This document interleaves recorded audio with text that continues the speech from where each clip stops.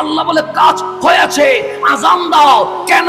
কিয়ামত পর্যন্ত বান্দা যেন খানায়ে কাবায় আসতে পারে। খলিল আজান দিল। খলিল কি দিলেন? সেদিন কি মাইক ছিল নি, সাউন্ড বক্স ছিল? আপনি আজান শুনছেন। কোথায় শুনছেন? আলমে আরওয়াতে শুনছেন বলেই আপনার নাম মুসলমান। যদি আজান না শুনতেন আপনি হিন্দু হইতেন। আজান যদি না শুনে লাব্বাইক না বলতেন আপনি খ্রিস্টান হইতেন।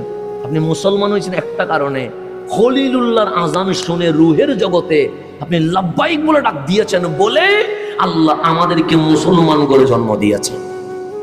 এখন কাজও শেষ, আজানও শেষ, আর কোনো কাজ আছে নাই। উনি আস্তে করে নেমে যাবে। আল্লাহ বলে এত তাড়াহুড়া কিসের? মালিক কাজও শেষ, আজানও শেষ, এখন তার কোনো কাজ নাই। তো ইসমাইলকে নিয়ে চলে যায়। আল্লাহ বলে স্যালারি নিবা না? খলিল বলে মালিক থেকে কি স্যালারি নেই? দরকার নাই। আল্লাহ বলে তুমি বললে দরকার নাই, এটা তো হবে না। আমি স্যালারিও দিব, বোনাসও দিব। স্যালারিও দিব, বোনাসও দিব। আল্লাহ বলেন যাও, তোমাকে এমন বাদশাহী দিব আসমান থেকে সমুদ্রের তলদেশ পর্যন্ত তোমার হুকুমে চলতে থাকবে। নিবানি? খলিল বলে লাগবে না। জান্নাতের বাদশাহী দিয়ে দি। খলিল বলে লাগবে না।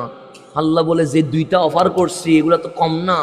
আমাদের বাংলাদেশে একটা আসনে এমপি হওয়ার জন্য অনেকে 1000 কোটি টাকা খরচ করছে, করছে না? কিন্তু কোনো গ্যারান্টি আছে? 2 মাস পরে চলে যেতে পারে, 1 বছর পরে যাইতে পারে, 5 বছর পরেও যাইতে পারে। কিন্তু 1000 কোটি টাকা কি করে ফেলছে? কয় আসনের?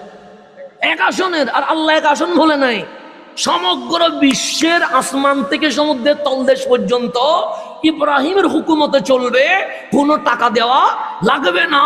কিন্তু খলিল বলছে মালিক আমার দরকার নাই।